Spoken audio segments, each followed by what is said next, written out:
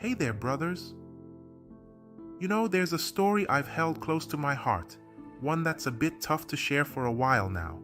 But today, I'm laying it all out because it just might be the lifeline someone needs. It's about how pornography almost shattered my life. But why am I bearing my soul to you? Crucial Man was started as a means to help you guys, my brothers who are possibly a little behind on this journey of life, to learn from my mistakes based on my experiences I have accumulated in my 29 years in this world. And if this deeply personal journey can guide just one of you out of the darkness of porn addiction, then these words have found their purpose. So where did my journey into this dungeon begin? It all started innocently at 13. A pop-up came up on the website I was on. A beautiful naked woman on that pop-up, and my curiosity into that rabbit hole quickly turned into a shadow that followed me for 12 long years. What I realized was that pornography was quicksand. The more you struggle, the deeper you sink. Discovering pornography was like stumbling into a world that seemed forbidden and thrilling all at once. At first, it was just an occasional escape, a way to experience something that felt adult and mysterious. But soon, it turned into something I couldn't control. It's hard to explain, but it was like being caught in a current, unable to swim back to shore. Every chance I got, I was there, glued to the screen, seeking that temporary rush. It became my secret world, one where I could forget the awkwardness and challenges of teenage life. But here's the part that really messed with me. It started changing the way I saw everything. Relationships, women, intimacy. My perceptions were being warped without me even realizing it. I began comparing real-life women to those I saw on the screen. I started expecting real relationships to mirror those fantasies, and that's dangerous, because it sets you up for a life of disappointment and misunderstanding. I didn't see it then, but pornography was like a barrier, blocking my ability to form genuine connections. It made me see women not as individuals with their own stories, emotions, and complexities, but as mere objects of desire. And believe me, that's a lonely place to be. You start feeling disconnected, unable to relate to people on a meaningful level. It's like living in a world where you speak a different language than everyone else. This was my secret world in secondary school, or high school as you might call it, in America, all the way to college. High school is supposed to be about figuring out who you are, right? But for me, it was a blur, a haze of just getting through each day. I was that kid who sat at the back of the class, not really there. The one who laughed at your jokes, but his mind was miles away, trapped in a cycle of guilt and craving. I was pretty popular in secondary school. I was gifted athletically and on both the basketball and track and field team, so high school should have been great. Don't get me wrong, it was great socially, but my addiction was tormenting me internally. The word great should not have had any but, following after it. But that wasn't the case for me. And then there's the confidence thing. Man, I wish I could tell you I was brimming with it, but nope. It was like every time I indulged in my addiction, a piece of my self-esteem just crumbled away. I was left feeling like a shell, hollow and brittle. In class, I'd struggle to focus, my mind constantly drifting. I'd look at my classmates, all carefree and lively, and then there was me, carrying this heavy secret that just sucked the life out of me. Then there's college. You'd think it'd get better, right? In some ways, it did. I started to feel more confident, but it was like building a house on quicksand. Deep down, I knew it was all a facade. The confidence didn't come from within. It felt fake, rehearsed. Like I was just playing a part in a play, but off stage, I was a mess. You see, my porn addiction and consistent fapping were stealing bits and pieces of myself. My integrity, my self-respect, and my ability to look myself in the mirror just all started to fade away. Every promise I made to myself, every vow to stop, it all just crumbled under the weight of my addiction. My integrity was just not there. I couldn't keep a promise, not to myself or to anyone.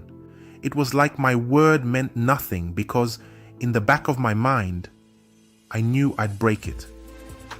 I'd tell myself, this is the last time, but even as I said it, I knew it was a lie. How could I expect others to trust me when I couldn't even trust myself? The worst part was the self-hate, and it was brutal, man. It's like every time I gave in to my addiction, I'd hate myself a little more. I'd sit there, feeling disgusted, asking myself, why can't you just stop? But it wasn't that simple. It's like being stuck in quicksand, as I said before. The more you struggle, the deeper you sink. How about relationships, you might ask? I couldn't form deep, meaningful relationships to save my life. How could I form real, meaningful connections when I was living a lie?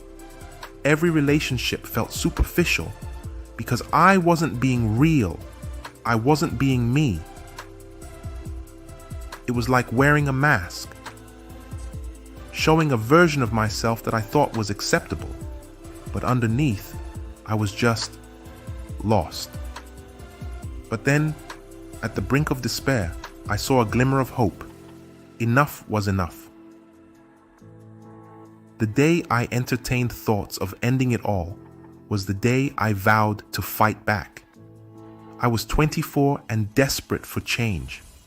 And here is when things started to turn around. I'm not going to sugarcoat it. This part of the journey was like walking through a storm with no umbrella. But it's also where the real change began.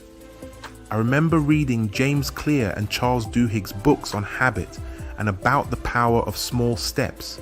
Habits are formed from repeated actions and the rewards we associate with them. That got me thinking. My whole routine around pornography was a habit, a bad one, and I had to break it down to rebuild myself. First thing was showing myself some grace. Every time I fell back into old patterns, instead of beating myself up, I'd remind myself that change is a process. This wasn't about being perfect. It was about being better than I was yesterday. And believe me, there were plenty of days when I felt like I was taking one step forward and 2 steps back. In my journey to quit, I will undoubtedly relapse as I had in the past, but the difference this time was that instead of self-hatred for not being able to stop perfectly, I was in the process of unlearning a habit that had been with me for more than 10 years. I want you to remember this when you do decide to start your journey to quit porn and masturbation again. Give yourself grace, brothers. You are not perfect, and that's why you developed this addiction in the first place, and you won't quit it perfectly either. Next up was creating a new routine and a new purpose to fill up the void. Habits are like puzzles. You remove a piece, and you gotta replace it with something else. That's where the gym and boxing came into play. The gym became my sanctuary, a place where I could break myself down to build myself up stronger. The ability to break yourself down during training and master your fears in the ring while sparring helped me immensely. It trained up my resilience, both mentally and physically. But the physical aspect was just one part of it. The mental and spiritual healing was another massive piece of this puzzle. You see, it's one thing to change what you do, but changing how you think and feel, that's a whole other can of worms. Sheesh. So here I am, trying to rebuild myself from the ground up, and I realized that my mind was like a wild garden. Over the years, it got overrun with weeds, with these negative thoughts and beliefs that just choked everything good out. I needed to get my hands dirty, pull out those weeds, and start planting something new, and journaling was my first tool. Every night I'd sit down and just write. It started with just venting, spilling out all the frustration, the guilt, and the anger. But then it started to shift.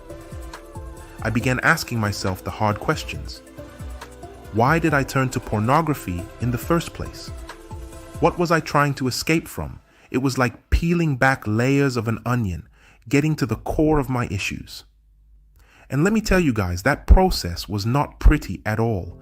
It's messy and painful, but it was also incredibly freeing. Then there's meditation and prayer. For me, that was about finding some quiet in the storm. It was about sitting with my thoughts and not running from them. And prayer was like having a conversation with a higher power, with something so much bigger and greater than myself. It wasn't about following a script or saying the right words. It was raw and real. It was me laying out all my flaws and fears and just asking for strength and guidance from God. You see, for me, rebuilding my relationship with God helped me immensely. It was about understanding that despite everything, I was still loved, still valued. It was about learning to see myself not through the lens of my addiction, but through the eyes of grace and compassion. And here's the thing about mental and spiritual healing. It's not a one-time deal. It's a daily practice, a constant effort. There were days when I felt like I was getting nowhere, like I was just stuck. But I kept at it. I kept journaling, kept praying, kept meditating. And slowly, I started to notice changes. I was becoming more aware of my thoughts, catching those negative patterns before they took hold. I was learning to be kinder to myself, to forgive myself for my past mistakes. And that self-forgiveness was so powerful. It's like lifting a weight off your shoulders you didn't even realize you were carrying. I would recommend building a relationship with God as another tool in your toolkit. But if for whatever reason you don't want to, your next best option is meditation and introspection. Dig into yourself and you'll unearth deep-seated issues, lingering insecurities that pornography has been masking. This is your chance to confront them, to deal with them, and finally, to heal. What you can't confront, you can never conquer, guys. During this period of reading any and everything about habits, one thing stuck with me from Barbara Oakley's book, A Mind for Numbers, is that your beliefs shape your habit. I had to change my belief about myself. I wasn't just someone struggling with addiction, I was someone capable of overcoming it. I had to believe that change was possible and that it was worth it. Another practical thing I did was to make it harder for myself to access pornography. I put blockers on my devices, avoided certain triggers, and surrounded myself with reminders of the person I wanted to become. It was about creating an environment where the healthier choice was the easier choice. I would also recommend you seek professional help and support in your journey, guys, whether from therapy, support groups, or a community of people who are walking the same path as you. There's something powerful about sharing your story with others who get it, who've been there. It's like this weight lifts off your shoulders, knowing you're not alone in this fight. It was a long, winding road for me, but I finally kicked that insidious addiction to the curb after allowing it to almost ruin my life.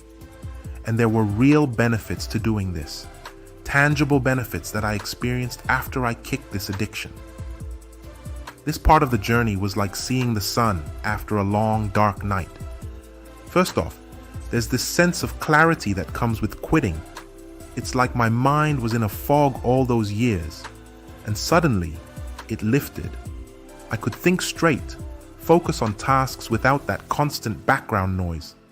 It's hard to describe, but it's like your brain just functions better. I started remembering little details, focusing on conversations, and actually enjoying the small moments. Then there's the confidence boost, and man, this was huge for me. When I was caught in the addiction, I always felt like I was hiding something, like I was wearing a mask. But when I quit, it felt like that mask came off. I started feeling proud of myself, and that's huge. Confidence isn't just about feeling good. It's about how you carry yourself, how you interact with others. People notice it, and they respond to it.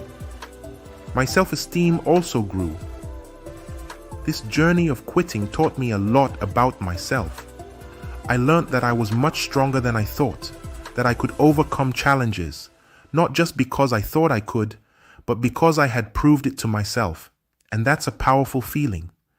It's like building a house on a solid foundation instead of quicksand. You feel stable and secure in who you are. I also noticed a huge change in my integrity. Before, I was making promises I couldn't keep, not just to others, but to myself. But once I quit, it's like I could trust myself again. When you trust yourself, your word means something. You say you're going to do something and you do it. That level of integrity seeps into every aspect of your life, and people notice. They respect you for it. And I want the same for you guys. First, you have to acknowledge the problem, and if you are watching this video, then chances are you have that box ticked. Next, set the intention to quit. This isn't just a wishy-washy, I hope I can stop someday. It's a firm, resolute decision. You wake up one day and say, this is it. I'm done letting this control me. It's drawing a line in the sand, and once you've drawn it, you don't look back. You also need to open up about this to someone. It could be a friend, a family member, a therapist, anyone you trust. Just saying it out loud takes some of the power away from it. It's like shining a light on a shadow. It's not so scary when it's out in the open. This channel was created to support and give tips and advice on your journey to personal growth and self-improvement based on my own experiences. Don't take my word or any person's word on this platform as the gospel truth though. Always verify and test the words out for yourself, but just know that you are not alone. To support you guys on this journey, I'm putting together a free newsletter, a collection of thoughts, tips, and stories to help you become just 1% better every day. Because recovery isn't about giant leaps, it's about the small, consistent steps. If these words have struck a chord and has been helpful, then I invite you to join this brotherhood and subscribe to the channel. Until next time, guys.